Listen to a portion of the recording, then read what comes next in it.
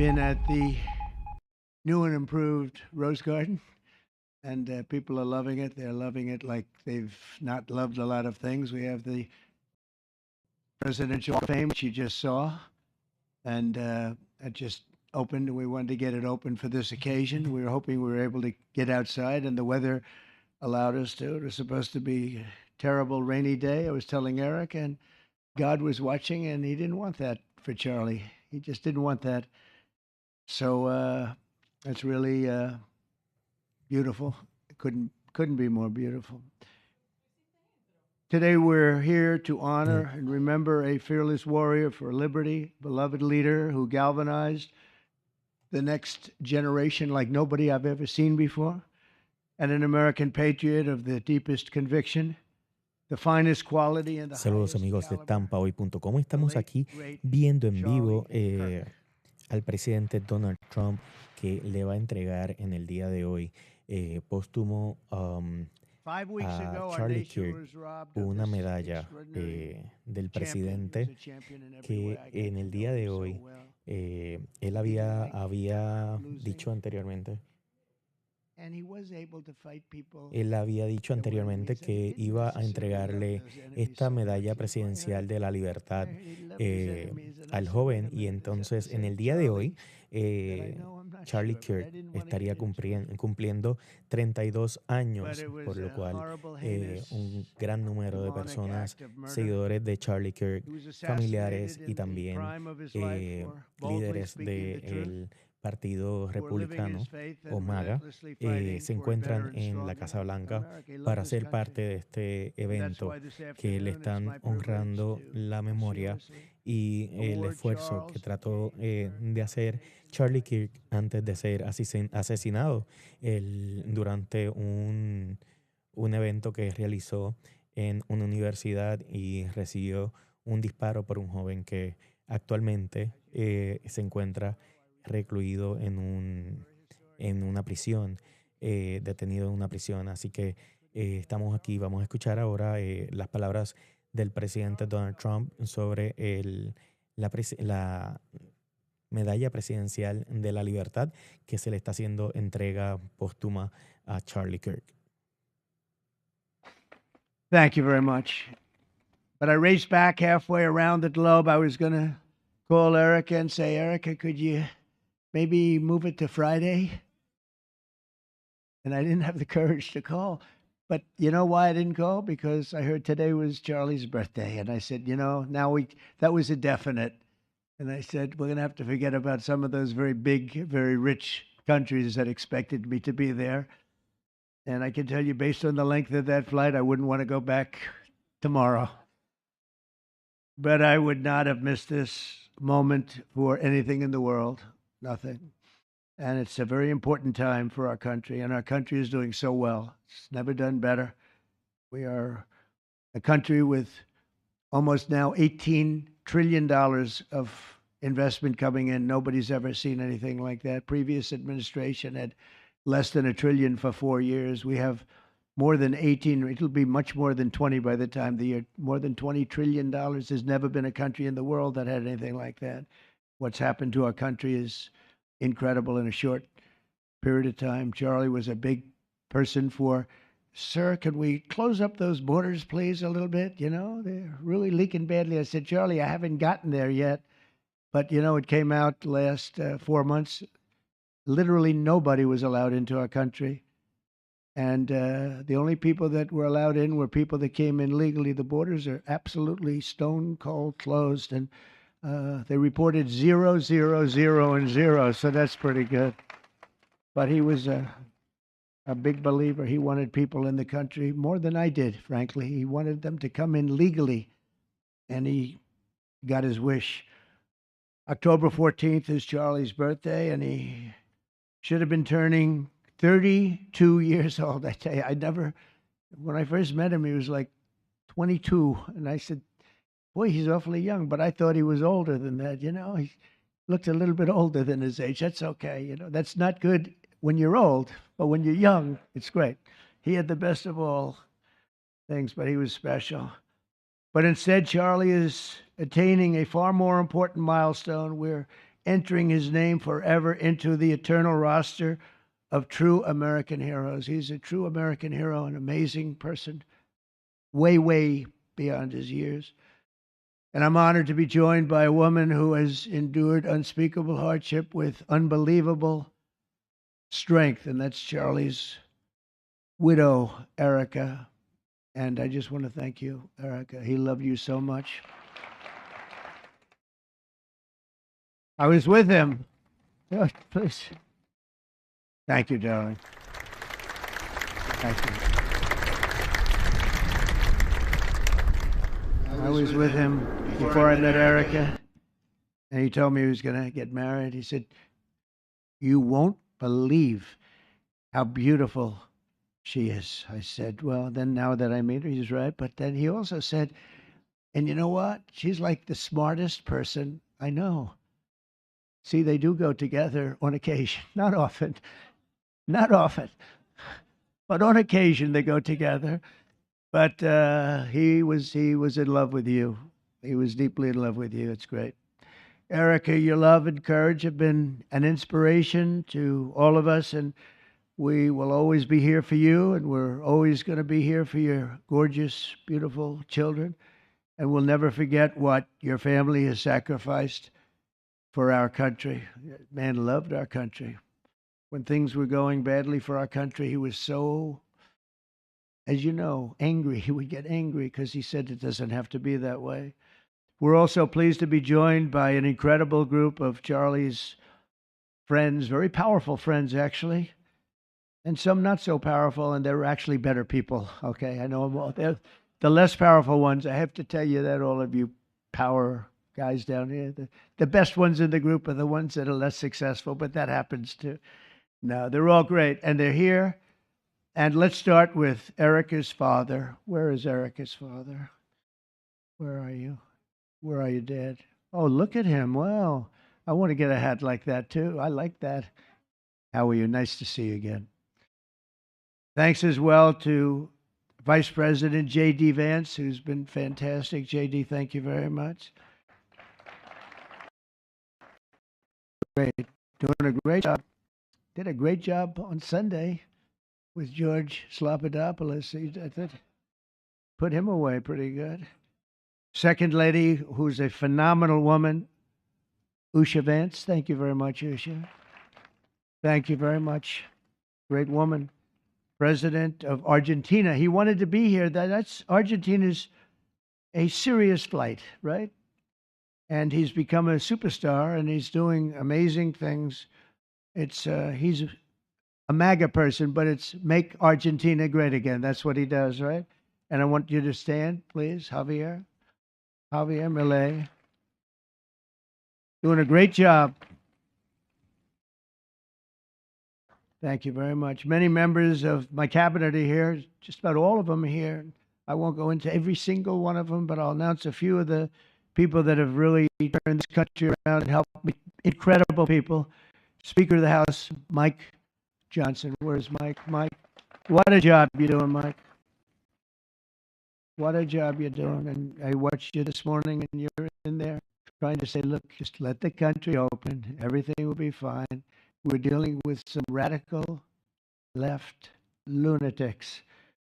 And I would just wish Charlie was here to fight us. I think the fight would have been over already. He would have had a march on the Capitol by people whose average age is about 21, because there's nobody that had that relationship with young people. Right, Mike?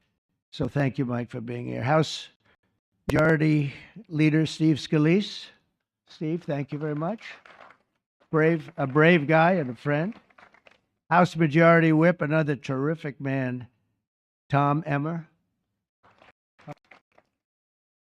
Thank you, Tom. Senate Majority Whip, John Barrasso. John, thank you very much.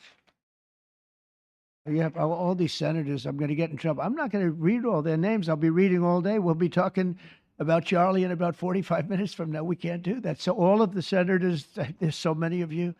Thank you very much. I do want to thank Senator Thune for doing a terrific job. He's really been leading properly. Do you agree, Mike? The team, the two of these guys have been fantastic. So to Senator Thune, I want to thank you very much. Incredible job. I watched him this morning, and he was out there pounding them this morning on television, too.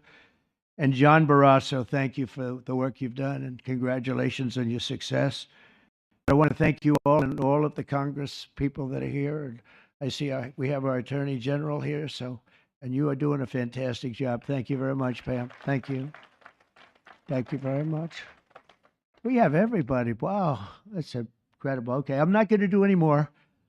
I'm going to be here too long, but I just want to thank you. Have given him such support, but he always gave you such support. That's why you're here. And very unusual. Charles James Kirk was a visionary and one of the greatest figures of his generation. He was truly an amazing figure and growing leaps and bounds. He knew that the fight to preserve our heritage is waged not only on the battlefield and in the halls of power, of which we have tremendous power here, including the head of a place called war. We call it now war. We had defense. We had our Secretary of Defense. Now we have a Secretary of War. And somehow I think it's more emblematic, and hopefully we'll never have to use war. But the fact that we're ready is very good. Peace through strength is very important. But also in the hearts of our nation's youth, that's where Charlie rode strongest. At age 18, that insight inspired Charlie to found the organization that ultimately touched the lives of millions and millions of people, and so many young people that nobody's ever seen anything like it, frankly. Turning Point USA. It's amazing. And it's actually bigger now. It's become bigger in the last few weeks than Charlie ever thought. I think his end vision in many years from now would have been just a fraction of what it turned out to be in a couple of weeks, right? It's amazing. With hard work and joyful spirit and endless enthusiasm and determination. And he did have great enthusiasm. You know, I always say you need enthusiasm to be successful. He had great enthusiasm. Charlie grew Turning Point into the largest conservative youth organization in the entire country. He forged a personal bond with countless young conservatives. He fought for free speech, religious liberty, strong borders, and a very strong and proud America. In everything he did, he put America first. He really put America first. And ultimately, Charlie became more than a leader of an important organization. He became the leader of historic movements all over the country. There were movements, individual movements, one movement, but it was historic. Everything he did was historic, and a true evangelist for the cause of freedom and the word of Almighty God. God was very important to Charlie. He would say, you know, if you don't have religion, you're not going to have a strong country. It's true. He was so wise beyond his years. You know, I talk to him sometimes and say, this guy is like a young guy. He was really a wise man. From the time Charlie worked on my presidential campaign in 2016, and he was there right from the beginning. He liked me. I don't know. I have no idea why. What the hell was he thinking? He said, you're going to win, sir. I said, you know, I'm running against 17 senators and a lot of tough people and governors. We have all these people. And he said, no, you're going to win, sir. He said, not going to be close. And he made it happen. He helped make it happen. I'll tell you that. Without him, who knows what would be. Maybe you'd have Kamala standing here today. That would not be good. I will tell you, Javier, you don't know who Kamala is. Promise, it would not be good. You agree with that, Howard? He also mobilized countless citizens to go vote. It's called Go Vote. Very simple. And with his help in 2024, we won more young people than any Republican by far in the history of our country. And we won the popular vote. We won the states, all 7 of them. Remember, they said, oh, well, if Trump could win 4, that would be nice. I win 7 by a lot, by a landslide. But the popular vote was massive. And we won the Electoral College. Remember, they said, well, it's going to be very hard. I'd say 270. Well, we got 312 to 226. And then we won something called districts and councils and different things. But in one case, we won 2,750 to 525. That's the one where you see the map is almost entirely red, except they have a little blue line on one side and a little blue line, meaning New York and a little bit Los Angeles. I have a feeling that if the vote were 100%, we would have won that too. You want to know the truth. But he knew, and he knew very well, and he also understood honesty, and he was always concerned with honesty. He said the only way we can lose is if the cheating gets so bad, and that's where we came up with a little phrase, too big to rig. We said, go out and vote. Just go out and vote. And we had that. Remember, we used to say that all the time because people would say, oh, they're going to win. We don't have to vote. Let's go to a movie. We'll come home and watch later. And he wasn't about that. So we come up with really together, we came up with that phrase, we got to make it too big. I never made a speech where I didn't say at the end, now look, the polls are showing good. Don't believe the polls. He said, we're going to make it, Susie, right? Too big to rig. So if you think we're going to win by a lot, doesn't matter. Pretend we're losing. You got to go out and vote. They voted. And at 9:02, the whole thing was over, right? 9:02. Remember they said, oh, this could go a few days. Well, it went a few minutes. 9:02. And he knew that. And I felt it, but he knew it. He knew it. I think he knew it more than anybody. But Charlie never missed an opportunity to remind us of the Judeo-Christian principles of our nation's founding or to share his deep Christian faith. In his final moments, Charlie testified to the greatness of America and to the glory of our Savior, with whom he now rests in heaven. And he is going to make heaven. I said, I'm not sure I can make it, but he's going to make it.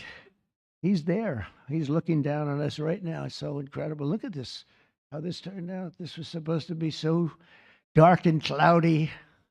Not dark and cloudy, is it? Look at that, how beautiful that is. There's no artist that can capture it as beautiful as it is today. Wow, it's amazing. As I said, on the day that he was assassinated, Charlie Kirk was a martyr for truth and for freedom.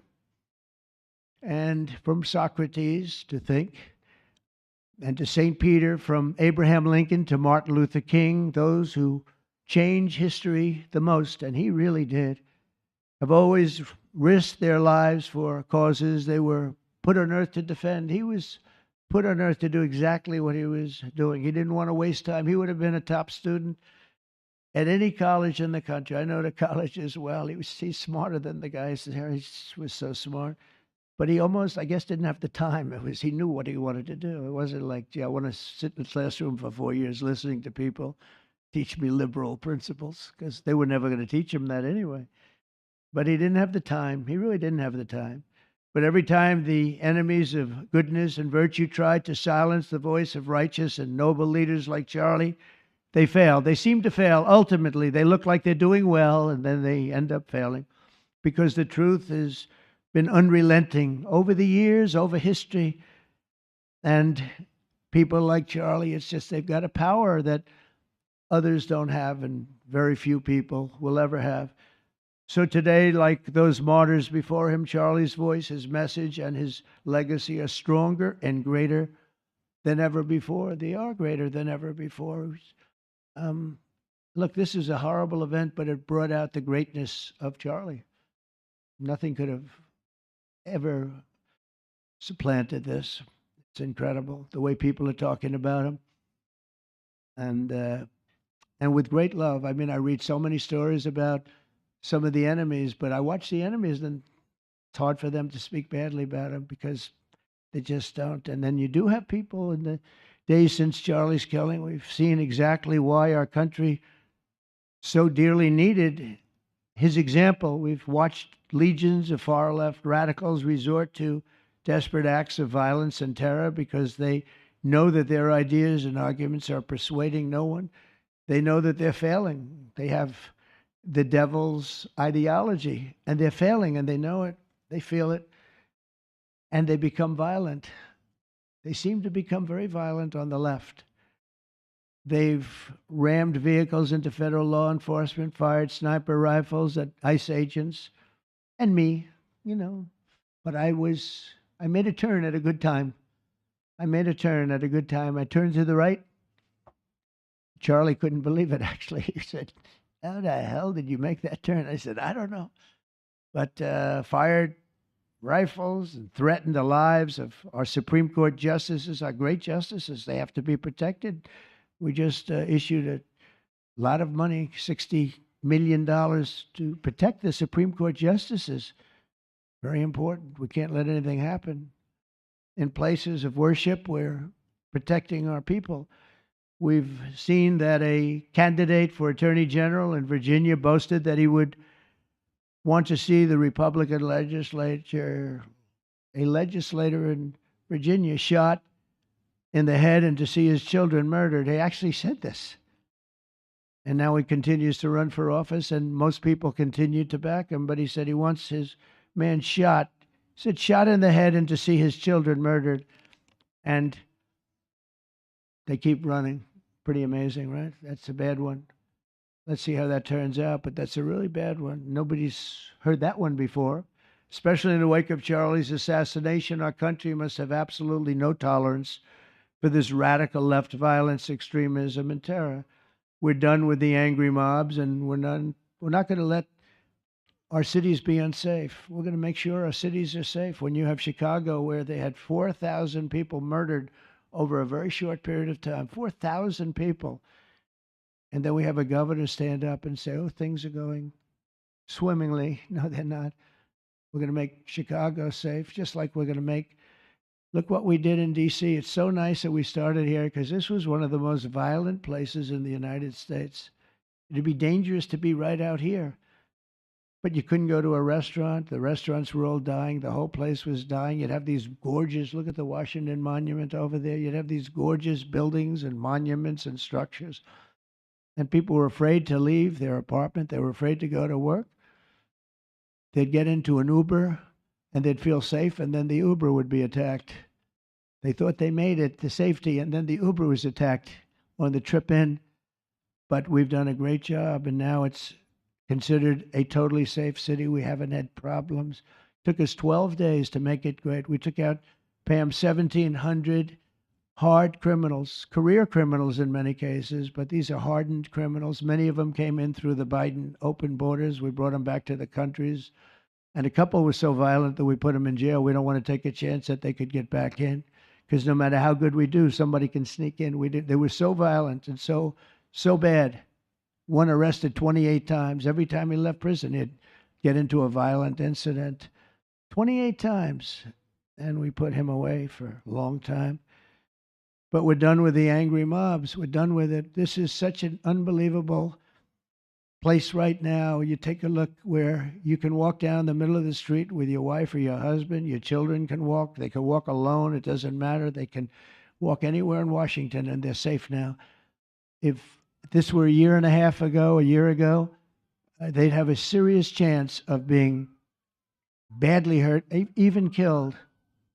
They'd come in from Indiana, they'd come in from Iowa, they'd come from Florida to see the nation's capital, and somebody would have to call the parents, I'm sorry, but your son or your daughter's been killed. Not anymore. You hear those sirens going off? That's good. That's a good sound. That means they either got the bad guy or they're going to stop the bad guy. You didn't hear that sound because nobody wanted to do anything. Nobody. Listen to the beauty of that sound. Seriously. And that's the real deal sirens. They're not politically correct sirens. You hear them, they're about 3 miles away. That's great. What a beautiful sound. They're stopping crime. That's what they're doing. So we're done with the voices of fools. They're fools. And death threats, and we're going to make our cities safe. And I thought it was Charlie's, one of his biggest dreams was that he couldn't believe it. Chicago is going to be a great city again. We've already, we sent people in there 6 months ago, and this governor said, well, crime is down. Yeah, that's because we had the FBI in there for 6 months, just preparing it for the bigger surge. And they've done a great job, the cash and the FBI. They've done a great job, and they love doing it, They love being able to do it. They were restricted from doing it. They couldn't do anything. And now they're totally unrestricted. All they have to do is stop crime, and they're doing it. By the way, Memphis, as you know, you heard they went in about a week ago, one of the most dangerous places in the country. It's really in the world. It's not just the country. They have very few cities that would compare to some of these cities. You go to Afghanistan, you say, oh, that's unsafe. Well, the crime numbers are much better than the crime numbers in places that we have. So Memphis, I understand, is doing unbelievably in 1 week. It's like a different place. And this took 12 days, and then after that, we just perfected it. But after 12 days, we had good safety here. After 1 month, it's like, it's really amazing. And by the way, restaurants are booming. Restaurants are opening up. The big problem we have, you can't get into a restaurant in D.C. anymore. So they're opening up. It's a beautiful thing to see. It's called safety. It's called law enforcement and letting them do their job.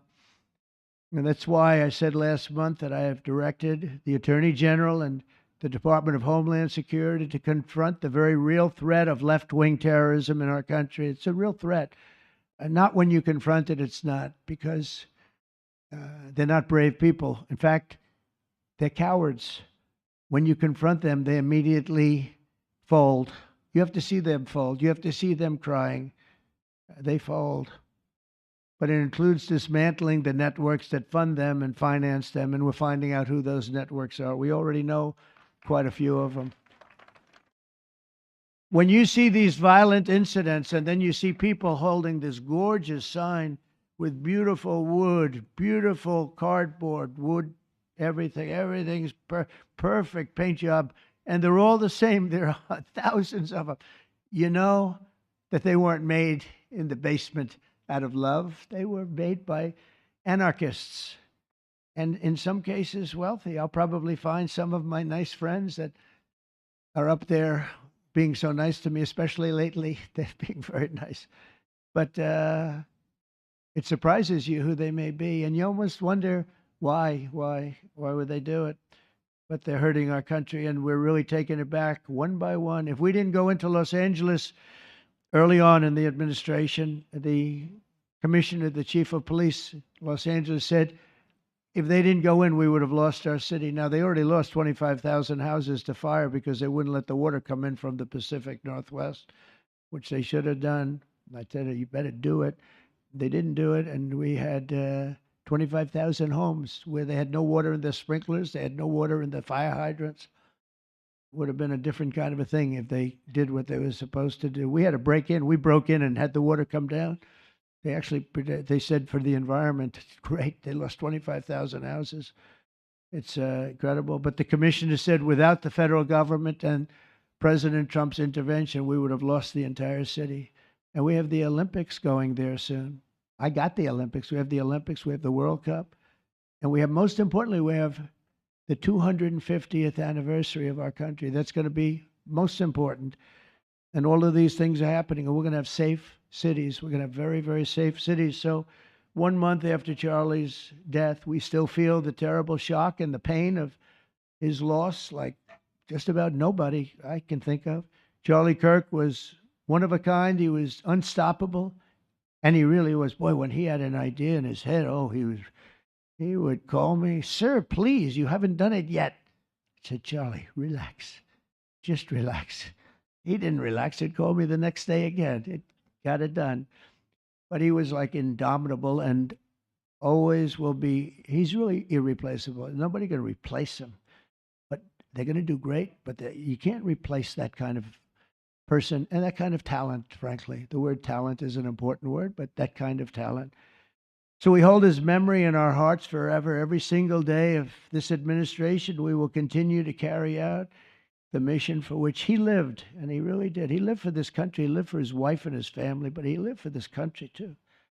In Charlie's honor, we will continue like we have been to fight, and to win. We're going to win so much.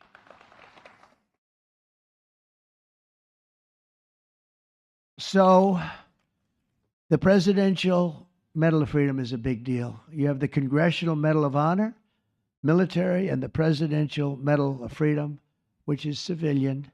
And the Presidential Medal of Freedom is a really big deal. Very few people get it. Very few people, frankly, qualify. It's a decision of the president, but it's a qualification that's a very hard one to get. And I would like to ask, if I might, the military aide to read Charles James Kirk's citation for the Presidential Medal of Freedom. Thank you very much. Thank you.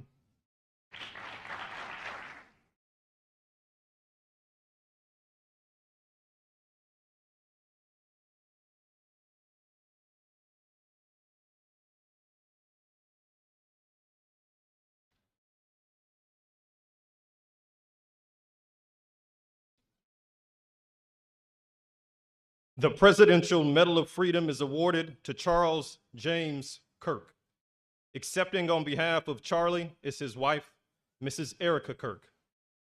Charlie Kirk was one of the most influential American political figures of his generation.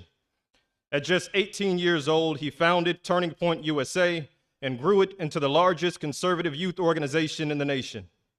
For over a decade, he tirelessly traveled the country, leading a movement to restore respect for our founding principles, reawaken our national identity, and inspire a renewed spirit of religious devotion. He was one of the En great estos debaters and momentos estamos communicators of his viendo time. cómo Despite receiving repeated están threats, he remained leyendo undeterred una and modeled courage, historia sobre logic, humor, lo que and grace to significa the next generation. la medalla On presidencial September 10th, que se le está haciendo 2025, at age 31, póstumamente entrega. Charlie Kirk was Y en estos assassinated while momentos addressing estamos a viendo group of también a la students. esposa de Charlie The Kirk United States honors en el him with podio the Order junto for Truth al and presidente Freedom. Donald Trump, eh, quienes están ofreciendo el momento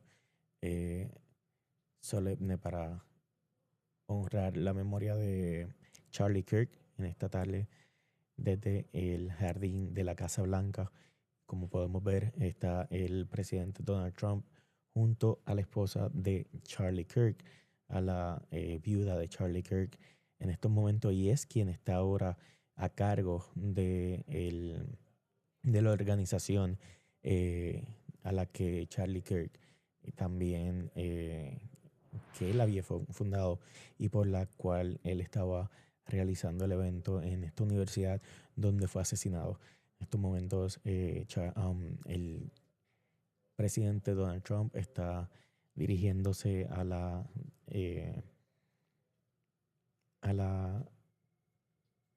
viuda y ella va a hablar. Vamos a escuchar qué dice la viuda de Charlie Kirk.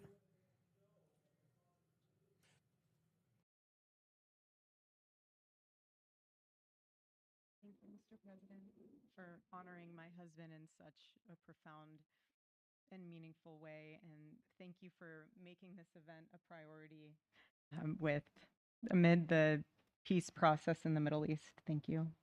Very grateful. Charlie, excuse me. Charlie always admired your commitment to freedom, and that's something that both of you shared. So thank you. Your support of our family and the work that Charlie devoted his life to will be something I Erika cherish Kirk está forever. So thank diciéndole you. al presidente Donald To our Trump gracious First Lady in her que office for Charlie making this event compartía los possible. ideales Thank de you él as well. It's beautiful.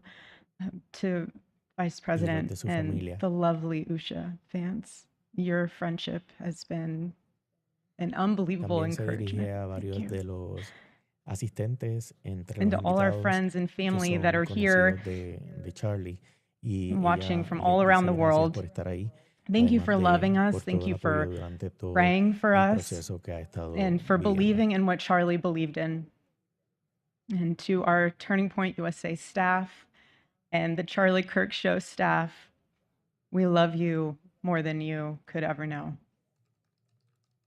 And to the Turning Point USA chapters that are watching all across America right now, you are the heartbeat of this future and of this movement. Everything that Charlie Erika built, Kirk está mencionando lo you que guys are the legacy holders of habló that. el presidente You're Donald Trump en living el proof that his inicio de mission esta did not die conferencia with de him. prensa en la que, de esta ceremonia en la que through you. está ofreciéndole And Charlie eh, always said the next generation will decide whether freedom póstumo endures. And because of you, ceremonia I know para that Charlie freedom Kirk. will Ella endure. menciona que Turning Point USA está siendo today visto por we're millones de gathered personas not en el only to mundo después que celebrate su Charlie's esposo birthday, fue asesinado, but to honor a eh, truth that he gave his entire llevando life un to mensaje defend, para and la that's nación freedom. desde su universidad The very donde existence fue of the asesinado. Presidential Medal of Freedom reminds us that the national interest of the United States has always been freedom. Our founders etched it into the preamble of our Constitution, and those words are not relics on parchment. They are a living covenant. The blessings of liberty are not man's invention, they are God's endowment. Charlie lived for those blessings, not as abstract words, but as sacred promises. He used to love to journal about this topic all the time, and with such a heart postured of gratitude. And he believed that liberty was both a right and a responsibility. And he used to say, freedom is the ability to do what is right without fear. And that's how he lived. He was free from fear. He was free from compromise, free from anything that could enslave his soul. His name, Charles, literally means free man.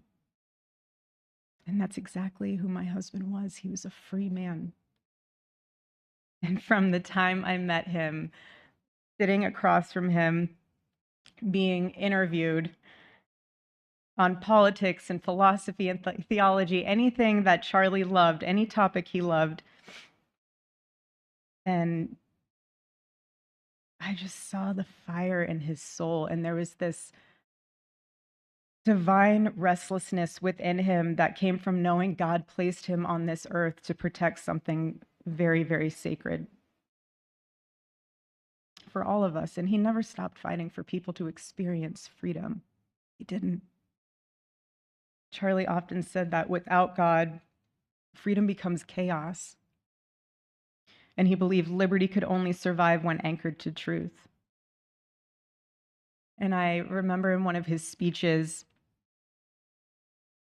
he told the audience that the opposite of liberty isn't law.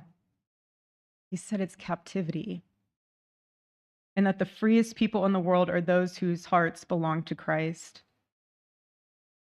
But what's so powerful is that Charlie had the ability to communicate so brilliantly across all generations. And he reminded us that in a world that tells us freedom is doing whatever you want to do, the real freedom is the power to live freely and to do what is right.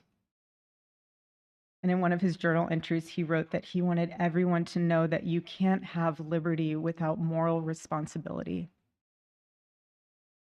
Freedom divorced from faith eventually just destroys itself. And what's so fascinating about all of this is looking back these past 12 years of Turning Point USA and his mission, there's almost this veil of sacredness.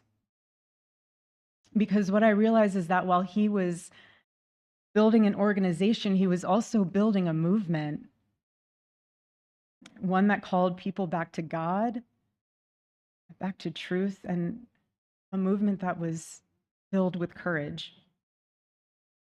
And ironically, for a man who impacted millions, Charlie never desired to be the center of attention. He just wasn't. My husband was not a man of extravagance. He loved simple but deeply meaningful things. Truly. He loved his late night walks. He loved buying more books than he could ever read because he felt there was no such thing as a book budget. And he loved being able to read to our kids the same bedtime story on repeat because he knew it was their favorite. But to him, that was special.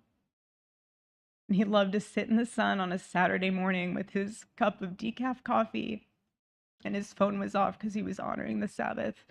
And for him, it was that moment to catch his breath and just be in peace because he was unreachable at the moment. And he preferred quiet birthdays. But that never stopped me from telling him. I told him every single year, I said, baby, I love your birthday. I said, because it's the day that God knew the world couldn't go another day without you.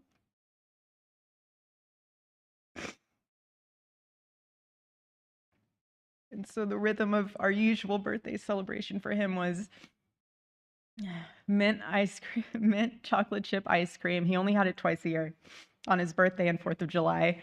It's just, and then after that, it was back to work as usual. But last year, his one birthday wish was to see the Oregon Ducks play the Ohio State. And they won. Oregon won that night. And it was by far one of the most memorable nights of his birthday experience of his life until today. And so, honestly, President Trump, I have spent 7.5 years trying to find the perfect birthday gift for Charlie. And it's so difficult. And those of you that have spouses or loved ones, you know how difficult it is sometimes to buy a gift for someone that you love, because he wasn't a materialistic man, so that also did not help. But now I can say with confidence, Mr. President, that you have given him the best birthday gift he could ever have.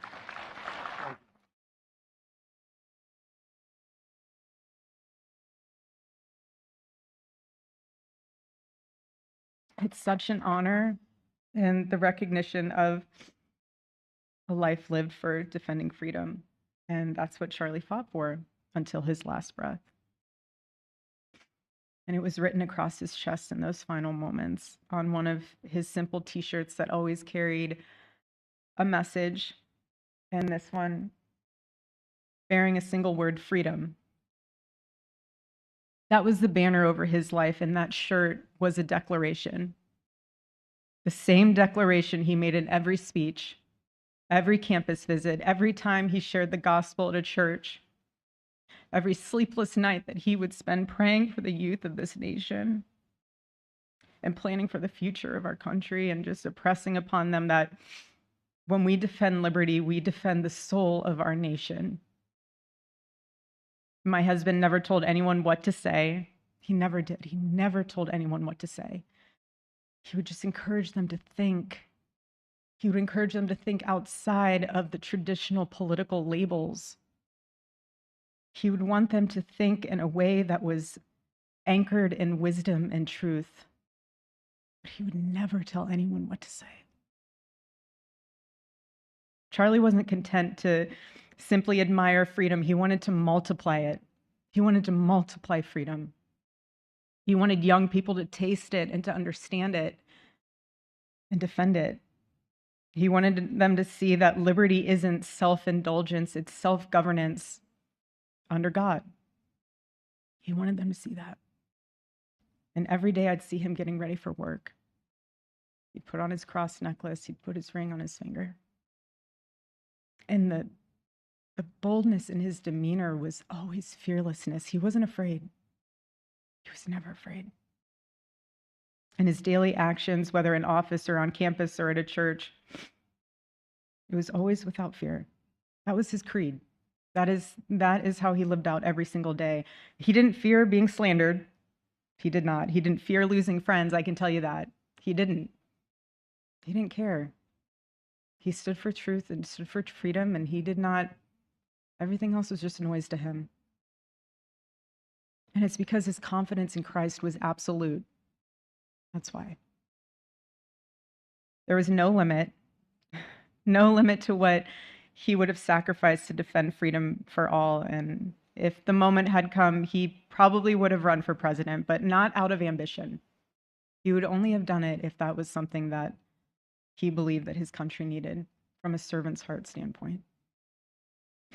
And Charlie lived only 31 short years. I was 32, but on this side of heaven, but he lived. He lived every single second he lived. Filled every single day with purpose, and he fought for truth when it was unpopular. And he stood for God when it was costly, but that's what we're called to do. Surprisingly enough, he did pray for his enemies, which is very hard, but he did. He did. He did. No one else, I mean, I saw him do it. No, he never did it in front of anyone else, but I can attest to that. But he also loved people when it was inconvenient. And he ran his race with endurance, and he kept the faith. And now he wears the crown of a righteous martyr. And for me and for our children, the truth really steadies our grief, because heaven gained what earth could no longer contain. A free man made fully free. To all watching, this is not a ceremony. This is a commissioning. And my message is simple. I want you to be the embodiment of this medal. I do. I want you to free yourself from fear. I want you to stand courageously in the truth. Listen for the still, small voice of God. And remember that while freedom is inherited in this country, each of us must be intentional stewards every single day. God began a mighty work through my husband, and I intend to see it through. And the torch is in our hands now. It's in mine, it's in yours, it's in all of yours, it's in all the students with Turning Point USA. And before I close, I'll share with you that I asked our daughter what she would like to say to Daddy for his birthday.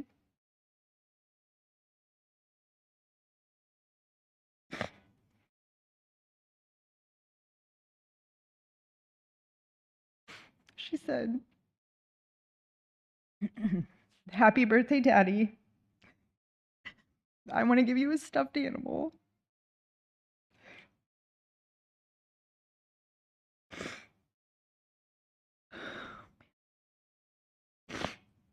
I want you to eat a cupcake with ice cream. And I want you to go have a birthday surprise. I love you," that's what she said. And while our son is precious, he can't yet speak. In classic Kirk family fashion, his actions spoke louder than his words. And his gift to you, Charlie, and myself for that matter, was deciding to become the man of the house and be fully potty trained at 16 months. But Charlie, baby, I know that you're celebrating in heaven today, but gosh, I miss you. We miss you. And we love you, and we promise we'll make you proud. And Charlie's life was proof that freedom is not a theory, it's a testimony. He showed us that liberty begins not in the halls of power, but in the man of a heart surrendered to God. And so today, as we honor Charlie with this incredible Presidential Medal of Freedom on his birthday, I stand here with tears and just a humbled heart and spirit, because his story reminds us all that to live free is the greatest gift, but to die free is the greatest victory. Happy birthday, my Charlie. Happy Freedom Day. God bless you.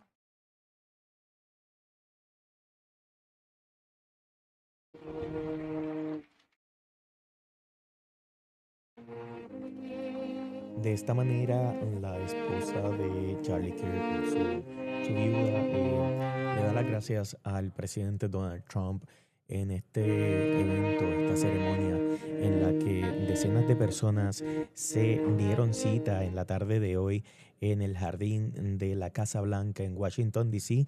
y podemos ver imágenes tanto del público que se encuentra en este evento como del presidente Donald Trump, que bueno, en estos momentos se está sumando a los invitados de la Casa Blanca. Muchos de estos líderes de MAGA y también de la organización Turning Point USA, a la que Charlie Kirk pertenecía, que él era su fundador. Y bueno, en estos momentos podemos ver más imágenes del momento que están todos realizando un momento de silencio para honrar la memoria de Charlie Kirk, quien fue asesinado en un evento de universitario mientras realizaba un evento frente a cientos de estudiantes y fue asesinado brutalmente frente a todas estas personas. Y ahora el presidente Donald Trump está honrando su legado, lo que él hizo como parte del apoyo de el ideal de un gobierno Make America Great Again, o como en este caso sería MAGA, que serían la casa republicana de lo que ha creado Donald Trump, y uno de esas visiones que Charlie Kirk también había estado apoyando. Durante esta conferencia de prensa, durante este evento frente a decenas de invitados, escuchamos varios mensajes de parte de la familia de Charlie Kirk, en este caso de su esposa Erika Kirk, quien recibió la medalla póstuma de la mano del presidente Donald Trump. Esta es la Medalla Presidencial de la Libertad, y ella estuvo mencionando, entre las palabras que mencionó, es sobre la libertad y sobre la creencia que tenía Charlie Kirk ante la libertad. Ella mencionó algunas historias de su familia, y luego de eso estamos viendo las imágenes que estamos viendo en estos momentos, en la que el presidente Donald Trump está realizando un momento de silencio junto a todas estas personas eh, en la, en el jardín de la Casa Blanca.